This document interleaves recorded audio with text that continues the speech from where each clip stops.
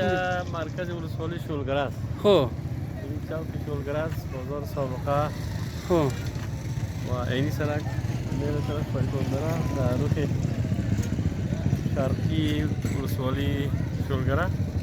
ما تفریحی آمده میخوایم که سرکا چی رقم بود سرکا؟ سرک تا اینجا کیر است، از این ورش هم کیر است، طرف دیگر رو میخوریم. تا مباینای بازار خام است، بازار سابقه است دیگه. سرک مواد خوراکی هر چیز پیدا میشه اینجا. همه چیزی که در بازار پیدا میشه اینجا پیدا میشه. قیمت ها چطور است؟ قیمت یک 10% از بازار که ارزان است اینجا. در اینجا ارزان است؟ بله. خب مثلا چی ارزان است اینجا؟